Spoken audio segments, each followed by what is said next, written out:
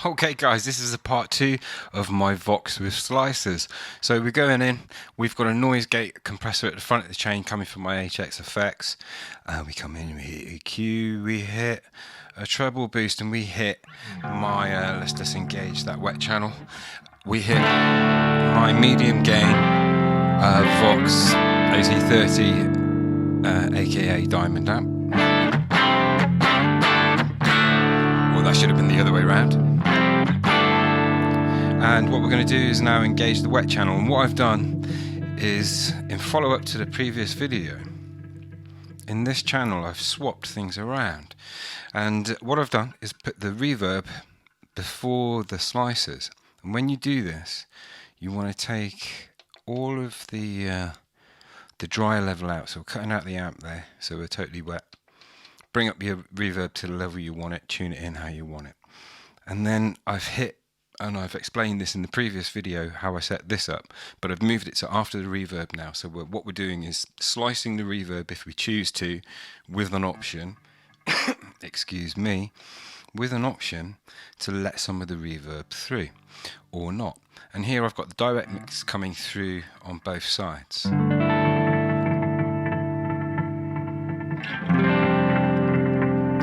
what I'm going to do is I want to try and make this sound more three-dimensional in my mix. So I'm going to take out the direct mix on this side because I've got a little plan for this side. This is what's affecting the right ear if you're listening in headphones. And now there'll be no reverb coming up the right side, only what we're getting from whatever passes through the octaver, which I've now put here with the direct level at 100 and the octave at 100. Okay, and that's now octaving what's being sliced. Now on the side where I've left the reverb, I think what I'm going to do is I want to make more of a meal of that. So I'm going to increase the reverb volume on that side by letting the direct mix through on the slicer. I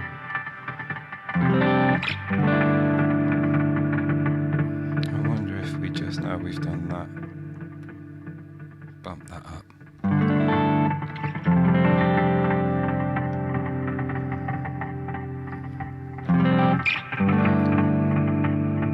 Yeah, on this side I think I've got it about 80, 90, yeah, okay. Okay, so now what I'm going to do is add the delay, and rather than putting it before the reverb, what I've done is I've put it here after the slicer, and I've put it in the right side, which is why I've cleared up the reverb on this side. So now when I engage this, I've got control over the feedback, and I take the feedback from 90 to 100 using the expression pedal on the GT1000. Okay, so now if I strum this chord and then stop, you'll hear my delay peter off into the distance, and now if I bring up the feedback, we'll feel it return. Now if I take off the delay, we've still got our feedback with us.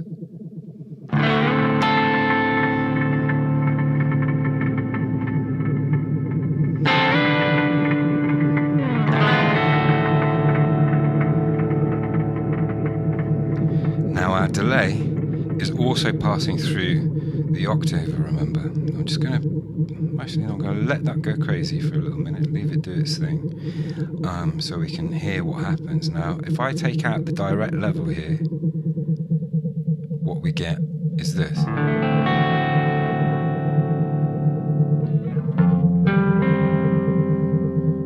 Which is also a really cool sound. And if I pull back now the feedback on the delay using the expression pedal, that will disappear. To 90, and then I can bring it back again. So what we're going to do is bring that direct mix back in. I don't want it too crazy, too overpowering. Okay, and then I've got my compressor now. I've not touched the compressor since the previous video, I think. The levels are the same. Or maybe I touched the level from 60 to 65. So what I'm going to do is now... I'm just going to take that feedback back. Actually, let's be spontaneous for a little second. Hang on. Okay, so excuse the funky angle. It's all I could come up with in the moment. But hopefully what we can see is we can see the Boss GT1000. My fifth switch is here. So so that's 5, 4, 3, 2, 1. And then over here, we've got the HX effects. We've got 6 stomp boxes that I can switch on or off there on the fly. But I've got a noise gate and compressor happening there before my input into the GT1000. And what we're going to do in a little minute is we're going to put an octaver on from there. But let's just so this is, let's go to the medium gain. Now bring in my wet channel. Right, so what we're now hopefully hearing is, if I take that off for a second, just wait for it to die out. Right, so I'm going to strike the guitar. There we are. I've just got my room reverb on it coming from the HX effects.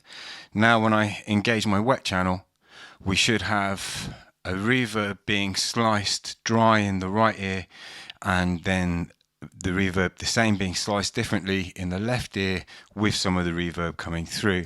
And between switching up the camera, I was thinking about that octave, and I've pulled the octave down just a little bit.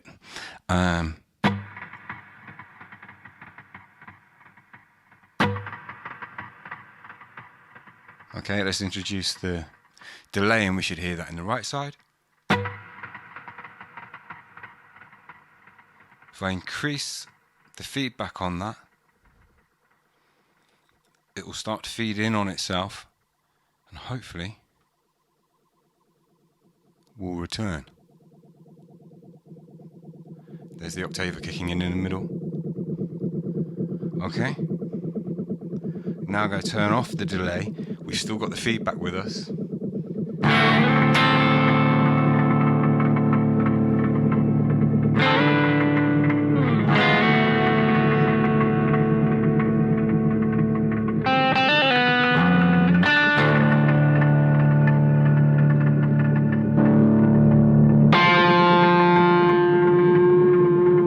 Just put on my T-screen. Take off the delay.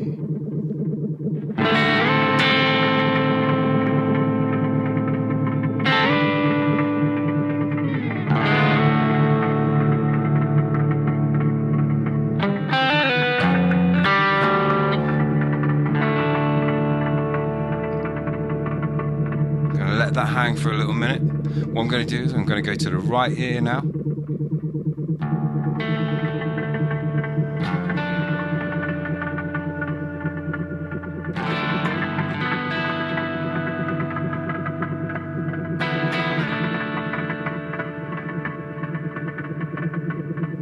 I'm going to engage my octaver, get rid of the wet channel, pull back the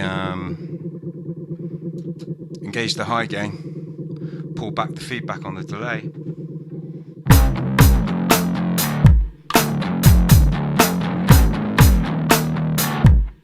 Take a loop.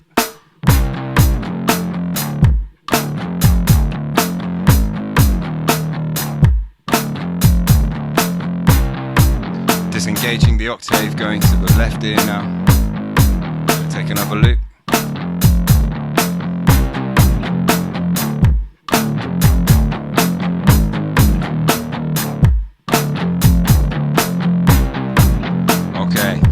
Now I'm going to come up the middle, I'm going to engage the effects for a second.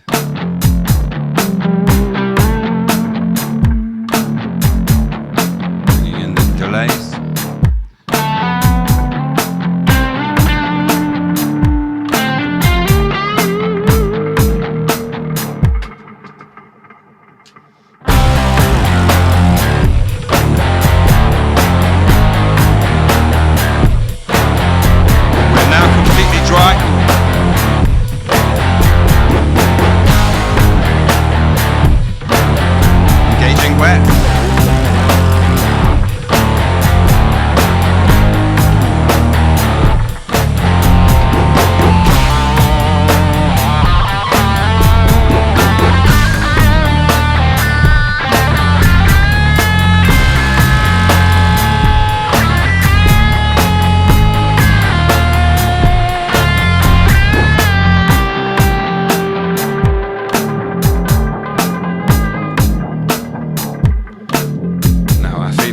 be with us even though I disengage the delay.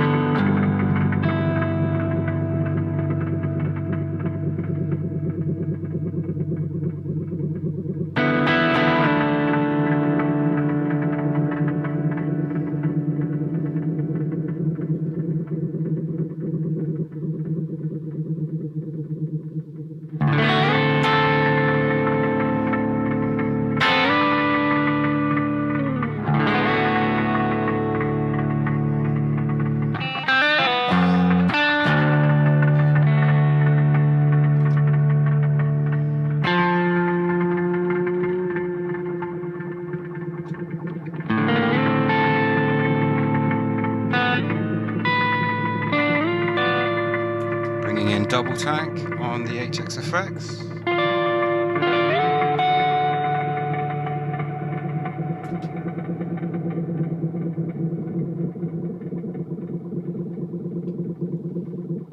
Okay, a bit of a muddle through, but at least I got to try out the idea there, and it seems to work well for me, albeit I now feel I've got it in a mix.